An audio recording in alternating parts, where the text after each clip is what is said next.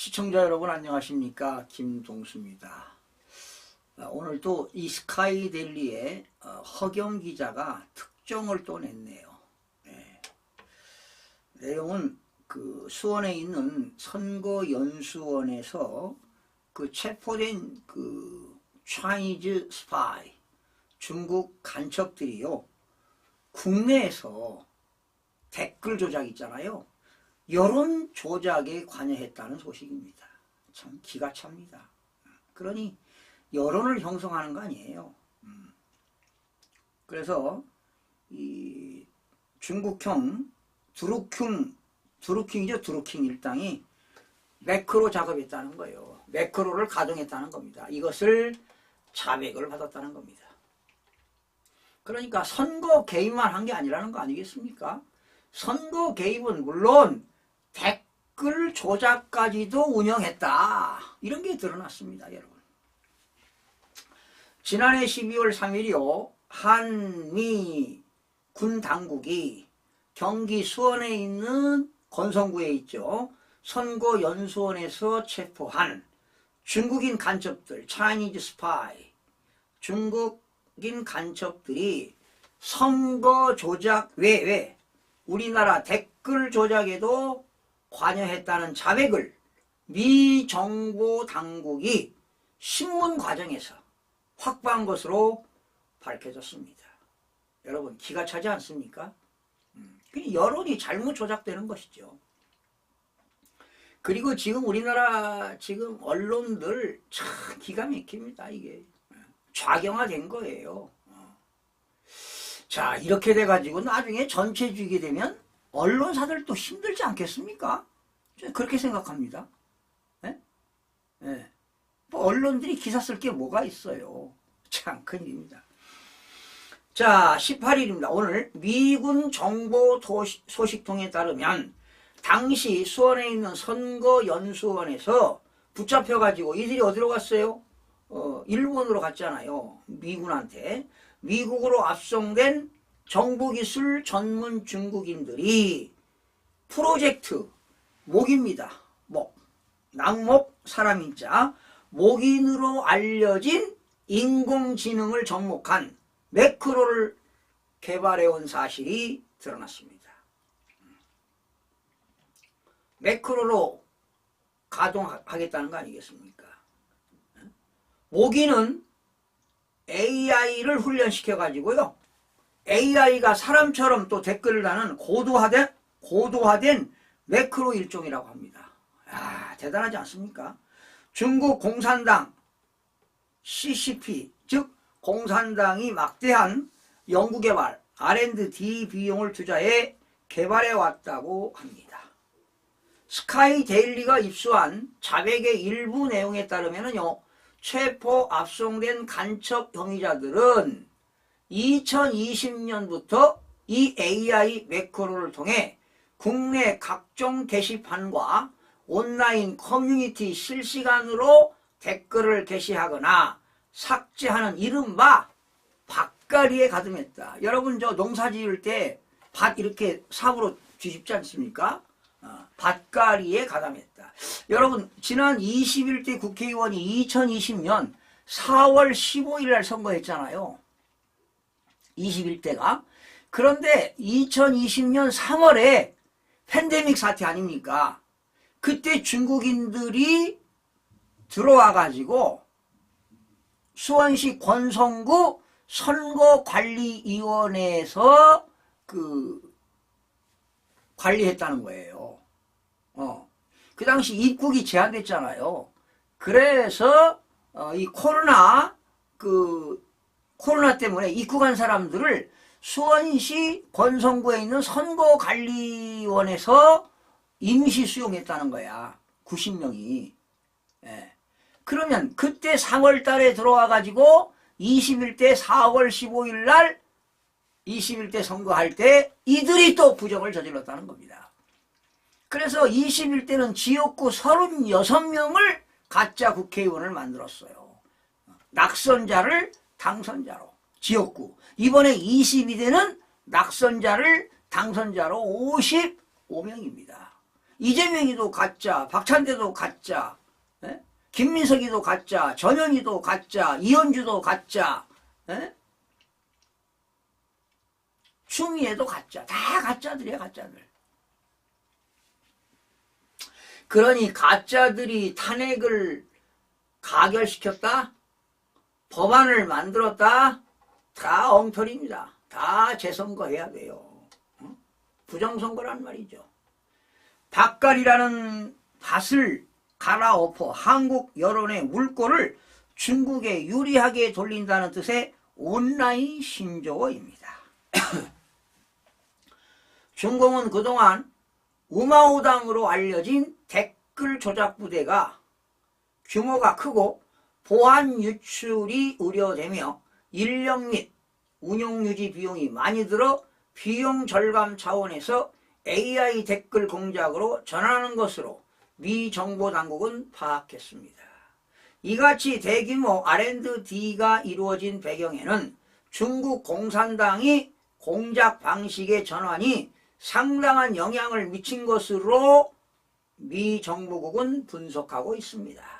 이른바 중국형 드루킹 일당으로 비유할 만큼 국내에서 압력해온 이들 스파이는 일정한 주기로 인력을 교체한 것으로 나타났습니다. 최근에 헌법재판소는 윤석열 대통령 측 변호인단이 중국 국적선거사무원 현황에 대한 사실조회 요청을 그 헌법재판소가 받아들였다고 합니다. 스카이데일리는 이 같은 내용을 미국 측 첩보를 얻은 복수의 국내 정보당국 블랙 요원들로부터도 교차로 검증했다 합니다. 그러면 이게 사실 아니겠습니까? 한편 도널드 트럼프 대통령 당선인은 윤 대통령을 지지하고 탄핵에 반대하는 국민의 준법 평화 집회에 대해 긍정적으로 평가하고 있는 것으로 전해지고 있습니다. 트럼프 2기 행정부 관계자는 스카이 데일리와 통화에서 많은 인원이 모이는데 평화적으로 집회를 개최하고 태극기와 성조기가 등장하며 한미 간의 끈끈한 우정을 염원하는 축제의 장이 되고 있는 데 대해 미국의 친구가 많다고 받아들이고 있다고 말했습니다. 이 관계자는 또 트럼프 당선인이 한국을 주시하고 있으며 개입할 적절한 시기를 조율하고 있다고 덧붙였습니다. 그렇다면 20일 날 취임식 하니까 제가 볼 때 20일 날 행정명령에 서명하지 않을까 그렇게 됩니다. 그렇다면 이재명이가 대북송금한 것도 어떤 제재 조치도 할 수 있지 않을까 그런 예상도 들어갑니다. 앞서 지난해 12월 3일 한미 군 당국이 경기 수원시 선거연수원에서 체포한 중국인 간첩 99명은 평택항을 거쳐 일본 오키나와 미군 기지로 압송된 것으로 확인이 됐습니다. 자, 그래서 여러분 윤석열 대통령이 최고의 고급 정보를 가지고 있습니다. 그러니까 이 지금 부정선거를 밝히기 위해서요 미국 트럼프 대통령과 사전에 다 조율이 되고 협조가 된 거 아니겠냐. 왜? 한미군이 투입되었잖아요. 한국군과 미국군이 한미군이 선거연수원에 있는 정보가 있었을 거라고 거기 중국 간첩들이 있다 말이죠. 그래서 그들을 체포해가지고 99명을 평택항을 거쳐가지고 일본에 있는 오키나와 미군 기지로 압송했다는 거 아니에요. 자, 이게 진짜 크나큰 사건입니다. 이거 진짜 소설 같은 얘기죠. 이게 그렇죠? 12월 3일 날 비상경을 했는데 선거연수원을 털어서 중국인 간첩들을 99명을 체포해서 평택항을 거쳐서 일본 오키나와 미군 기지로 압송됐다. 그래서 여기서 다 자백을 받았다는 거 아니에요. 부정선거 저지른 것도 자백을 받고 그리고 댓글 조작도 받았다. 네?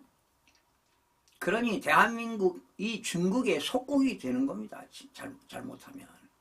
그리고 여러분 대한민국의 각 동마다 이제 특정 지역마다 차이나타운이 있잖아요. 차이나타운.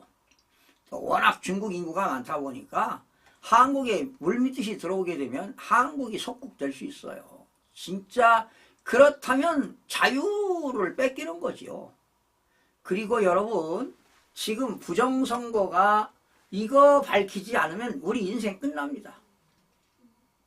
그러니 이재명이는 부정선거를 막기 위해서 부정선거라는 것이 들통이 날까봐 수단과 방법을 가리지 않고 윤석열 대통령을 제거시키려고 하는 거예요. 제거시키려고.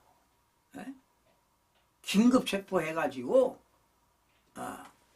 말 못하게 딱 함구시키고 그리고 대선에서 자기가 대통령 되려고 하는 겁니다. 그리고 워낙 범죄를 많이 죄를 많이 져가지고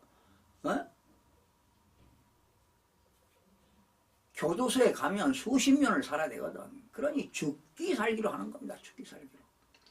자, 이런 가운데 말이죠. 자기가 무슨 여당 대표도 아니고 통수권자도 아닌데 금융기관장들을 말이죠. 소집해가지고 어떤 그런 경제 문제, 또 재정 문제 여러 가지 이거를 이게 되겠습니까? 이게 마치 대통령이 된 것처럼 말이죠. 에? 얼마 전만 해도 중국의 누굽니까? 그 대사 쎄쎄 하더니 요즘은 또 한미 간의 우호를 다짐해야 된다. 도대체가 알 수가 없습니다.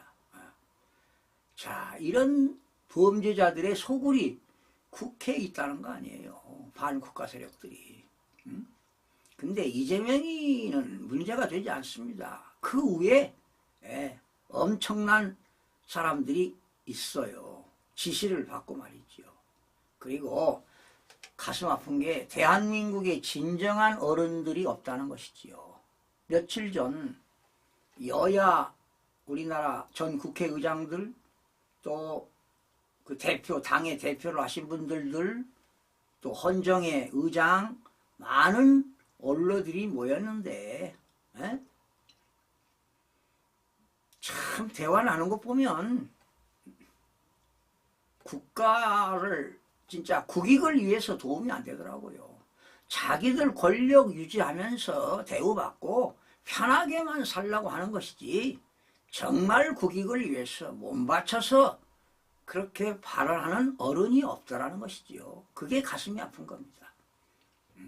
그리고 우리나라의 법조인들, 특히 판사들, 검사도 마찬가지지요. 그들은 사법고시 합격하려고 얼마나 힘들게 공부했어요. 머리도 좋지요. 인류 외고 나와서 서울대, 연대, 고대 다 좋은 대학을 나와서 스카이 나와가지고 사법고시 합격해서 판검사가 되었는데 그들이 부정선거가 있는 걸 모른다 이 말이야. 부정선거. 부정선거. 제 주변인에게 이 주심TV 제가 하는 TV에 오셔서 4월 10일 이후에 방송했던 거 선거관리위원회 홈페이지를 자료를 가지고 부정선거가 어떻게 자행됐는가 다 방송했으니까요. 그거 참고하시라고요. 이게 문제라고요. 이게 헌법재판관들도 통계학 교수들에게 자문 좀 구해보세요. 그리고 통계학 교수들이 지금 잠자고 있습니까? 자, 지금 미군에서 이 포렌식이 다 끝나가지고 한국에 있는 IT 전산학의 전문가들이 포렌식을 마친 것으로 이렇게 짐작이 갑니다. 제가 보진 않았으니까. 그래서 이것도 헌법재판소에서 자료가 나올 겁니다. 그리고 지금 선거관리위원회는 자료를 발표한 자료를 그대로 홈페이지에 있어야지요. 왜 없앴냐고. 그걸로 제가 방송하잖아요. 나는 늘 뭐 다른 사람한테 필요 없습니다. 제가 선거관리위원회 있는 홈페이지 들어간 그 자료를 가지고 방송하거든요. 근데 왜 그걸 없애냐고. 2017년도 문재인 대통령 때도 부정선거 했거든요. 문재인 대표한테 200만 표 이상 갔어요. 그 자료를 또 계산하려고 보니까 그걸 자료가 없어졌더라고.